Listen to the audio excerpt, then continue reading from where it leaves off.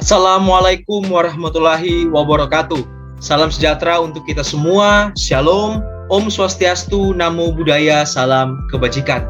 Perkenalkan, nama saya Jeffert Ferdinand Albert Suban. Saya merupakan mahasiswa Fakultas Hukum di Universitas Pembangunan Indonesia, Manado, dengan nomor induk mahasiswa saya 2074201115.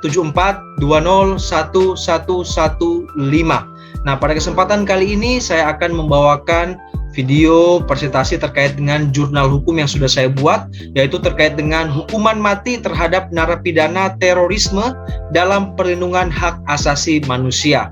Nah, video ini saya buat, presentasi ini saya buat dalam rangka pemenuhan tugas akhir ujian akhir semester, terlebih khusus untuk mata kuliah hukum dan hak asasi manusia. Untuk itu saat ini saya akan jelaskan terkait dengan jurnal hukum, yaitu hukuman mati terhadap narapidana terorisme dalam perlindungan hak asasi manusia. Baik Bapak Ibu, kita langsung masuk pada materi pembahasan saja. Jadi dari latar belakang dan juga tentunya rumusan masalah yang sudah saya susun dalam kesempatan kali ini saya mengambil dua topik utama, yaitu bagaimana yang pertama, bagaimana pengaturan hukuman mati terhadap terorisme dalam kaitannya dengan perlindungan hak asasi manusia, dan yang kedua untuk rumusan masalahnya yaitu bagaimana upaya hukum narapidana terorisme untuk mendapatkan keringanan terhadap hukumannya. Oke, kita akan masuk pada pembahasan yang pertama, yaitu terkait dengan pengaturan hukuman mati terhadap terorisme dalam kaitannya dengan perlindungan hak asasi manusia. Bapak Ibu, sesuai dalam hukum positif di negara kita Indonesia dalam mengantisipasi, mengatasi dan menanggulangi masalah kasus tindak pidana yang dilakukan terorisme, agar sesuai dengan pembukaan Undang-Undang tahun 1945, negara Republik Indonesia telah mempunyai beberapa peraturan yang sedang berlaku dalam hukum positif di NKRI atau Negara Kesatuan Republik Indonesia.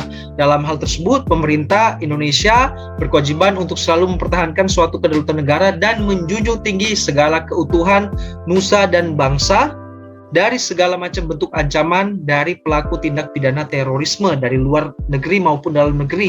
Di Indonesia, peraturan hukum dan perundang-undangan yang berlaku untuk tindak pidana yang dilakukan oleh terorisme dalam hukum positif saat ini yaitu di Undang-Undang Nomor 5 Tahun 2018 KUHP, Perpres Nomor 77 Tahun 2019 dan Perpres Nomor 46 Tahun 2010.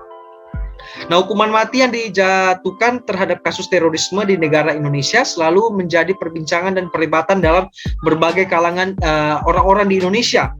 Penyelesaian kasus tindak pidana terorisme dengan cara hukuman mati atau yang disebut capital punishment, dan saat ini pemerintah Republik Indonesia telah menjalankan proses hukuman mati ini terhadap beberapa pelaku tindak pidana bagi terorisme tersebut.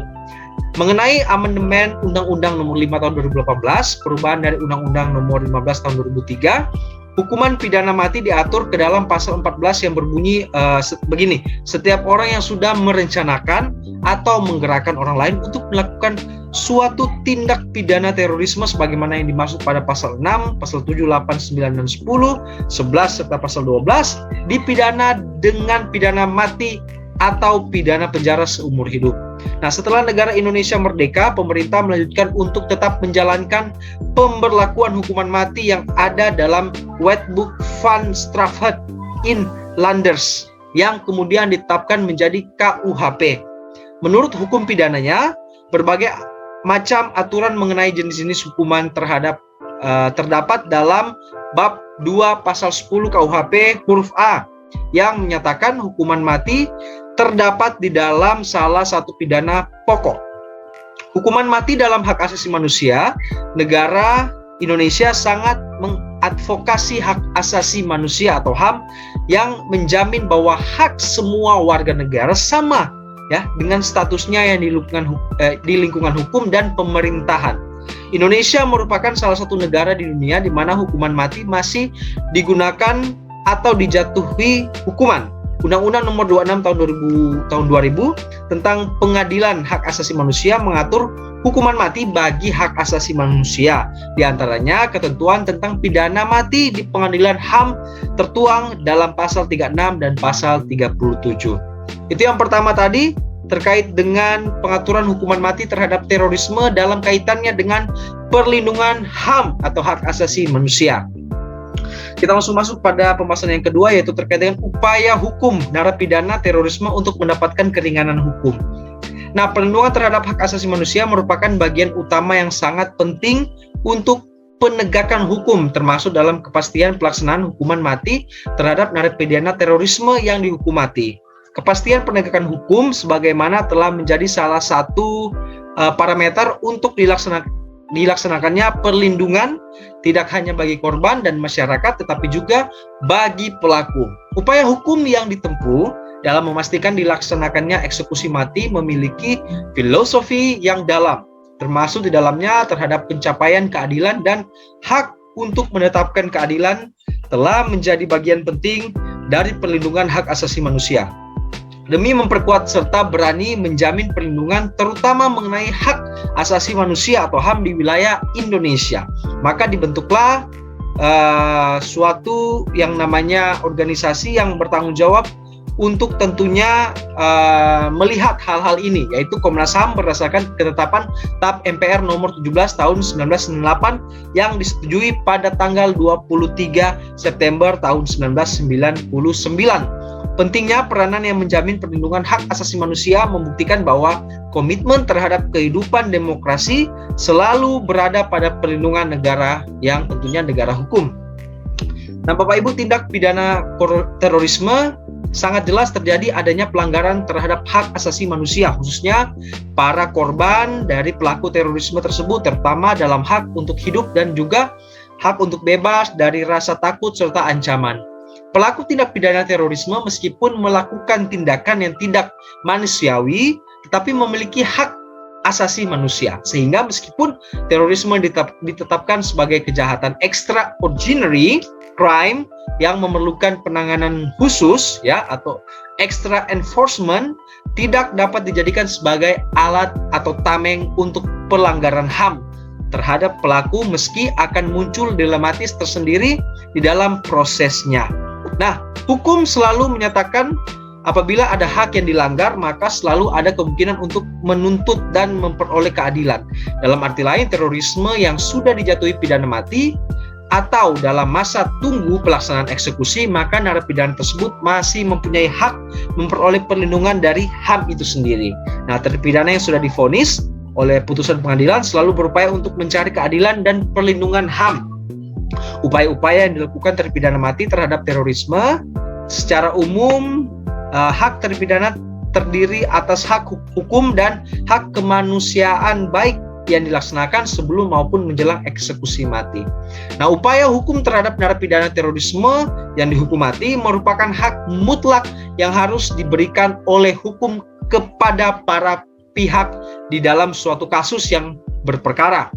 Upaya hukum yang dilakukan tersebut tetap melandaskan pada hak asasi manusia yang dimana sesungguhnya merupakan bagian dari kemanusiaan yang paling hakiki ya. Ini menurut pasal 1 angka 12 Undang-Undang nomor 8 tahun 1981 mengenai KUHP atau KUHP. Upaya atau bantuan hukum merupakan hak terhadap pelaku kejahatan atau jaksa berhak untuk melakukan upaya hukum atau bantuan dan tidak menerima pembelaan yang bertentangan, seperti meminta pencabutan hukuman asli terhadap hak terpidana. Nah, permintaan pertimbangan ulang dibuat dengan cara yang ditentukan oleh undang-undang untuk mengurangi undang-undang tersebut. Nah, Bapak Ibu, bentuk upaya ataupun bantuan hukum terbagi menjadi beberapa bagian utama, yaitu seperti upaya bantuan hukum biasa dan upaya bantuan hukum luar biasa. Langkah-langkah bantuan hukum yang umum termasuk naik banding ke pengadilan dan pengajuan naik banding ke Mahkamah Agung. Sementara upaya bantuan hukum khusus mencakup pemeriksaan tingkat kasasi demi sebuah kepentingan hukum hingga meminta peninjauan kembali, serta tindakan non-hukum lain yang dapat diajukan oleh terdakwa, terpidana atau narapidana yang termuat di luar hukum acara pidana, antara lain seperti mengajukan grasi, amnesti, dan abolisi. Dasar hukum yang digunakan yaitu pasal 14 Undang-Undang Negara Republik Indonesia tahun 1945 terkait dengan mengajukan gerasi, amnesti dan juga abolisi.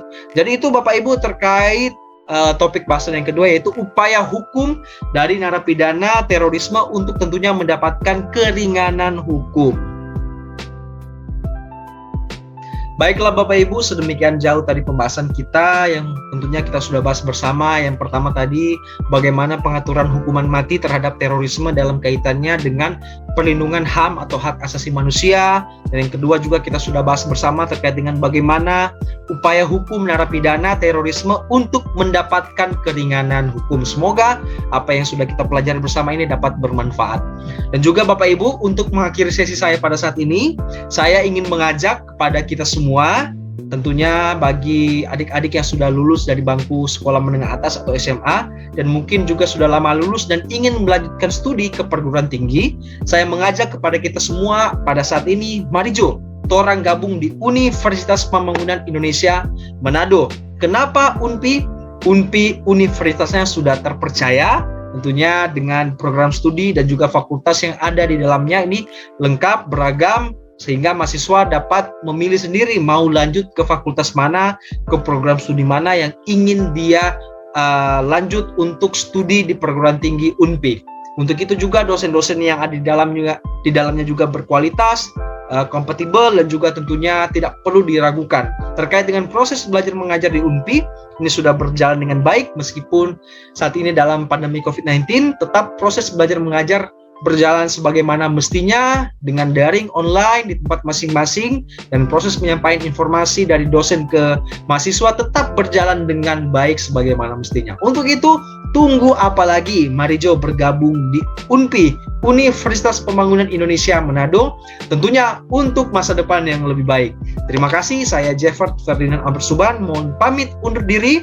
Terima kasih untuk menyaksikan video ini dan sampai jumpa di lain kesempatan di video-video saya selanjutnya. Terima kasih. Wassalamualaikum warahmatullahi wabarakatuh dan sampai jumpa.